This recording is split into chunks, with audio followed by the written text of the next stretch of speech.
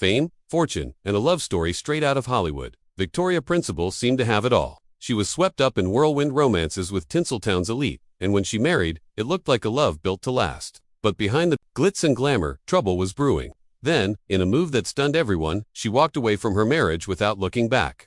Was it betrayal, a hidden scandal, or something even more shocking? Now, at 75, Victoria is finally breaking her silence, revealing the real reason behind her sudden divorce and how it changed everything: the unexpected path to Dallas. Fame. Victoria Principal's journey to playing Pamela Ewing was almost as dramatic as her character's departure from Dallas. Born Vicky Ree Principal on January 3, 1950, in Fukuoka, Japan, she was the daughter of U.S. Air Force Sergeant Victor Rocco Principal and homemaker Bertha Ree Principal Nee V. Just 3 months after her birth, the family relocated, marking the beginning of a life shaped by frequent moves. Because her dad was military, she grew up everywhere: London, Puerto Rico, Florida, Massachusetts, Georgia. Pretty much name a place, and she probably lived there. 17 different schools, including the Royal Ballet School when they were in England. She got an early start in showbiz. 2. Doing her first TV commercial at just 5 years old. But after high school, she wasn't thinking about Hollywood. She wanted to be a doctor and went to Miami-Dade Community College in '68 to study medicine. Then everything changed. A few months before finishing her first year, she almost died in a car accident. She was driving home from the library when a drunk driver hit her. She was seriously injured, and the guy who hit her actually ended up in jail. Recovery took months, and when she found out she'd have to repeat her entire first year of college, she had a real moment of reflection. Instead of going back, she flipped the script completely, moved to New York City to pursue acting.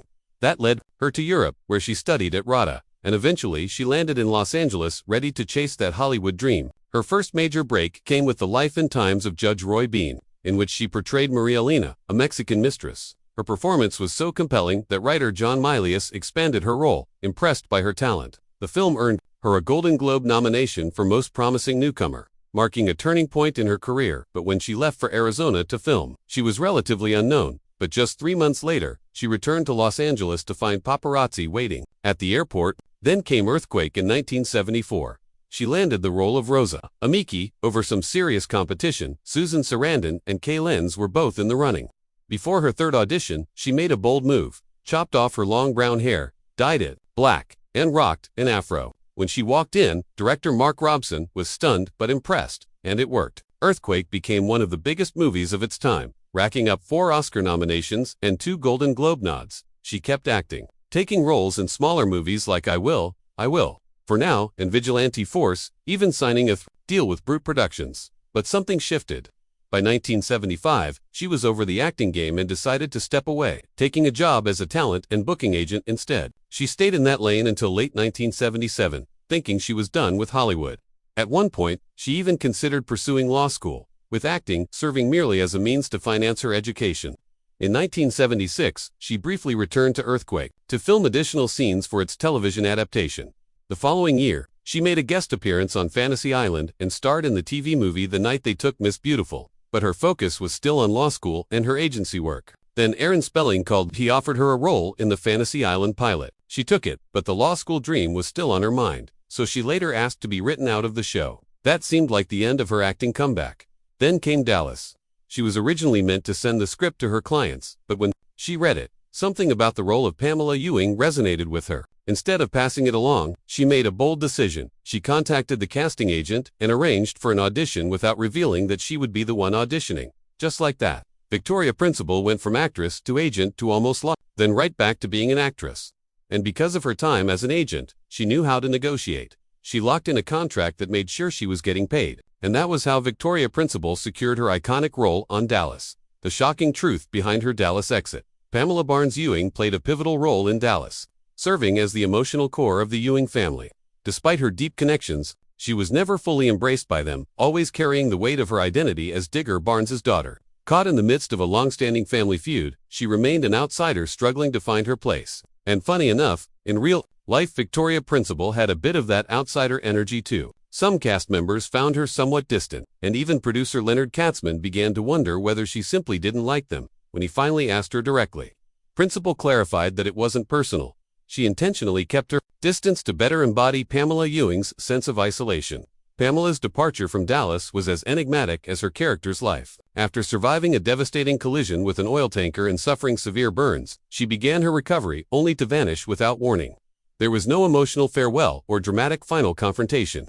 Instead, she simply disappeared, with the explanation that she had chosen to distance herself from the Ewing family, and just like that, Pamela Ewing's story came to an abrupt and unresolved end. Belle, kind of. In season 12, Pamela reappeared, this time portrayed by Margaret Michaels. The show explained her changed appearance as the result of plastic surgery. Following her accident, adding to the drama, it was revealed that she had a terminal illness with only 1 year left to live. Though her death was never explicitly shown, Pamela Barnes Ewing was never seen again, marking yet another mysterious disappearance. However, Pamela's exit wasn't just a dramatic plot twist, it reflected a real-life decision. Victoria Principal was done with the show, and she made that decision herself. Her time on Dallas was a massive part of her career, but she knew when it was time to walk away. Those first 5 years, incredible. The writing was top tier, and the show was firing on all cylinders. But once the original writers left, she could feel the difference. By season 7, the storytelling wasn't what it used to be, and that's when she started thinking about her exit.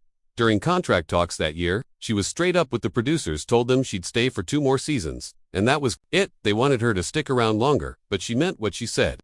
2 years later, she was focused on her production company, already planning for what was next. And suddenly, the Dallas team circled back, trying to keep her. Maybe they thought she'd get cold feet. Maybe they thought last-minute pressure would make her change her mind. So they dragged out the negotiations, hoping she'd fold, but she didn't. When the time came, she made it clear she was leaving. And that's when the pressure started. At first, it was all sweet flowers, notes, the whole please don't go routine. But when that didn't work, things got petty. They took away her parking spot at the MGM lot, forcing her to park somewhere else. And then, right before her last scene, they hit her with a huge offer, an insane episode salary that would have made her the highest paid woman on TV. That was her moment of truth. She was fully aware of the attempts to bring her back, but she stood firm in her decision.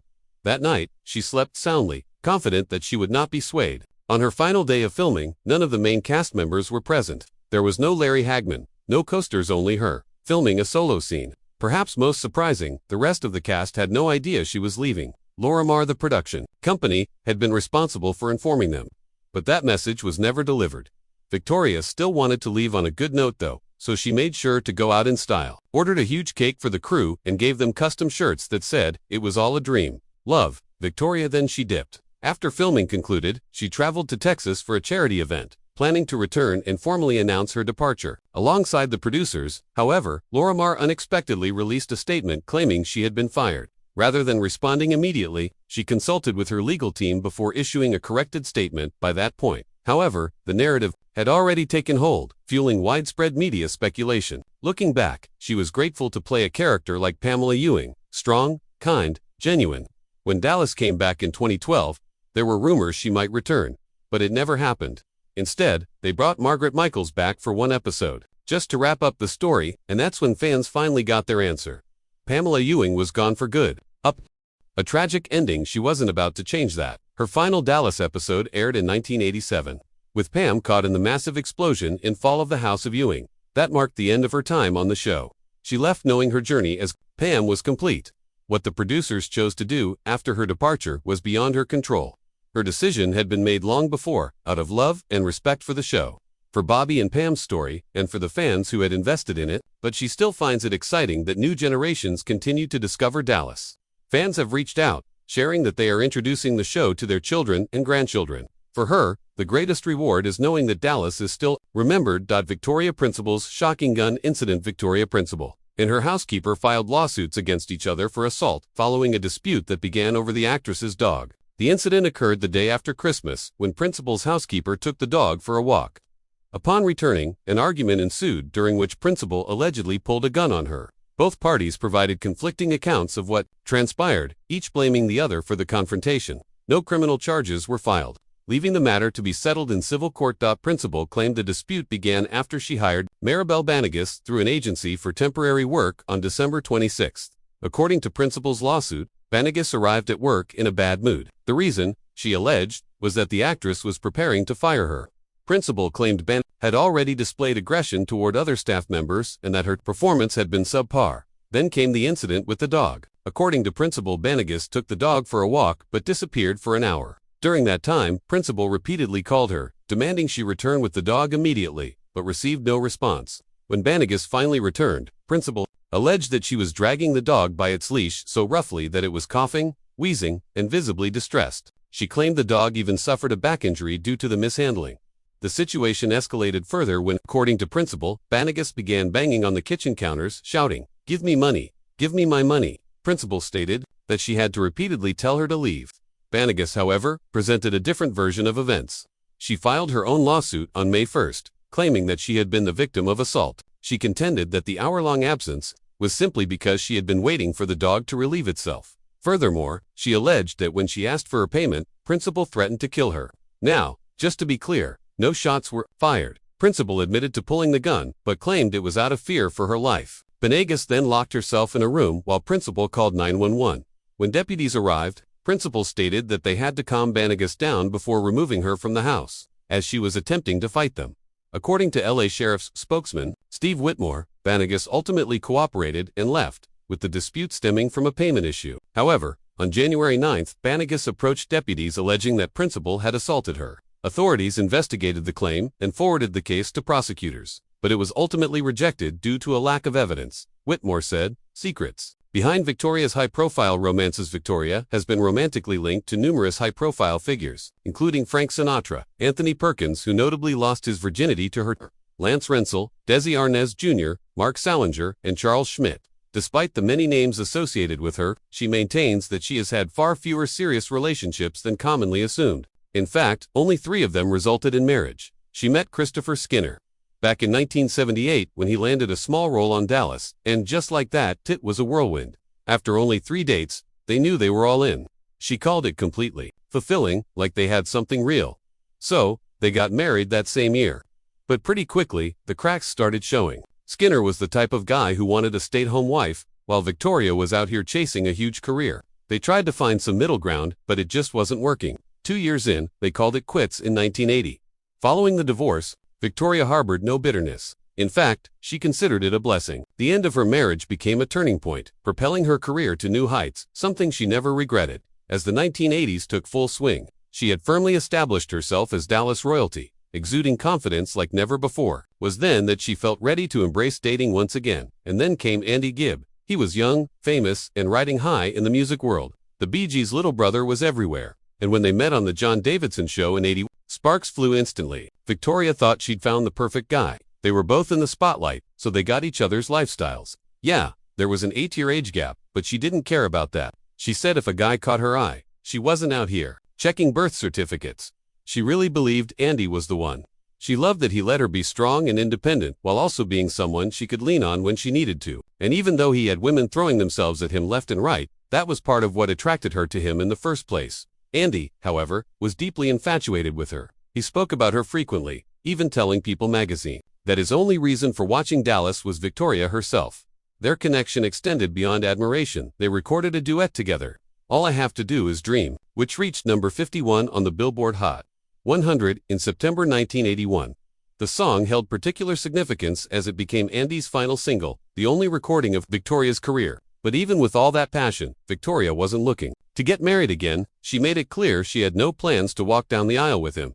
And then, right before Andy's 24th birthday, she ended things. She felt like he was smothering her, that he was too into her, and it was just overwhelming. Andy, though, wasn't ready to let go. Even after they broke up, he wouldn't stop calling her, to the point where she had to straight up tell him to stop, especially while she was on set filming Dallas. But once it was over, Victoria moved on. By 1983, she met Dr. Harry Glassman, a top-tier Beverly Hills plastic surgeon. They were both fresh out of divorces, her from Andy, and him from a messy battle with his ex-wife Jane. Once their divorces were finalized, Victoria fell hard. She even bonded with Harry's kids from his first marriage.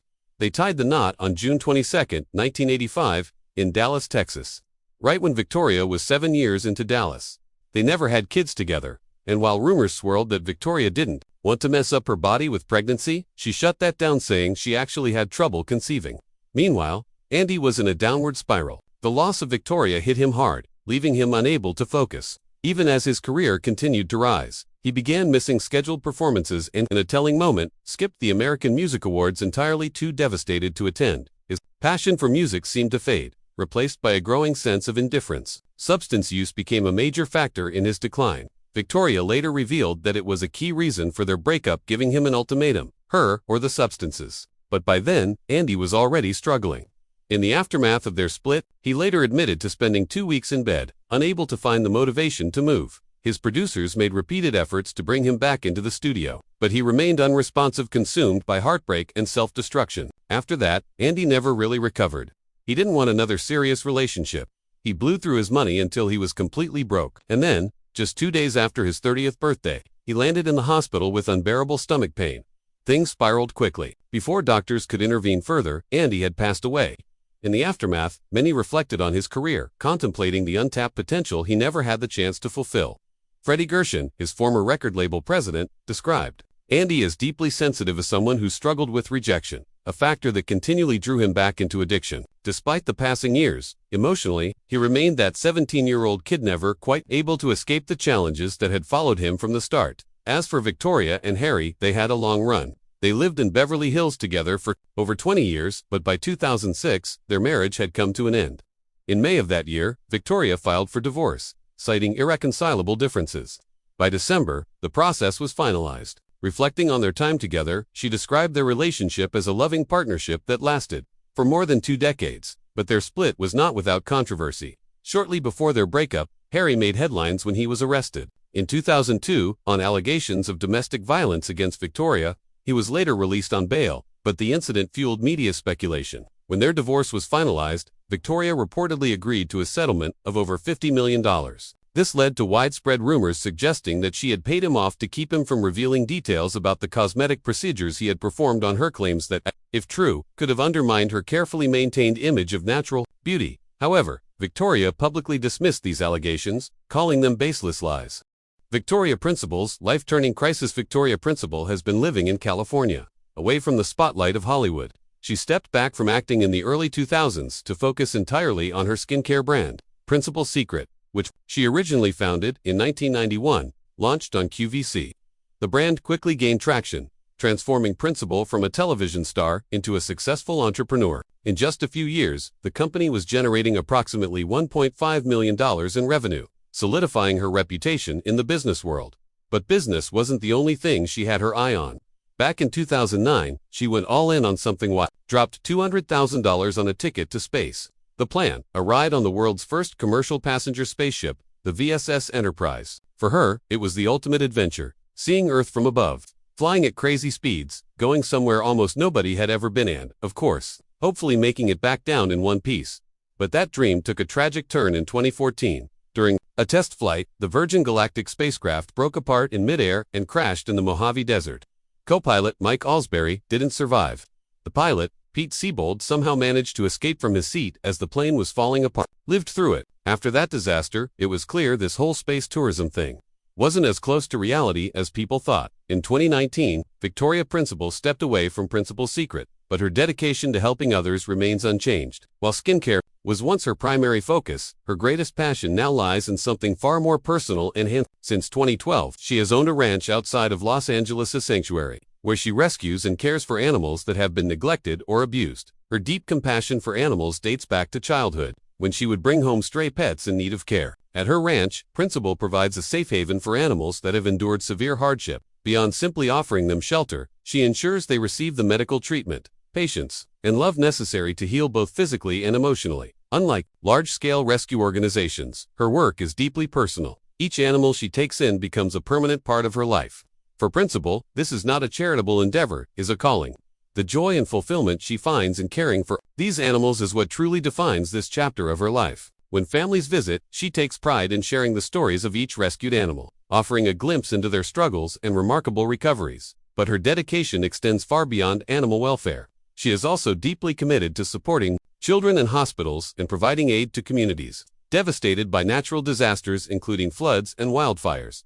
Now, however, she is facing a difficult chapter of her own. At 75, she has been forced to leave her home due to the relentless California wildfires. And if that wasn't bad enough, she's also dealing with pneumonia. She went on Instagram to share what's been going on. Just like thousands of others, she had to evacuate her ranch, but she made sure to let people know her animals were safe. Maggie was with her, and the horses and goats were being well taken care of. And even in the middle of all this, she's still thinking about others, since her pneumonia is keeping her from being able to help out in person. She's using her foundation to support those who've been hit the hardest by the fires. However, news of her illness has left many fans concerned, prompting an outpouring of support in the comments as they express their hopes for her recovery. Friends and former co-stars, including actress Josie Davis, have also voiced their support, sharing messages of admiration for her resilience during this challenging time.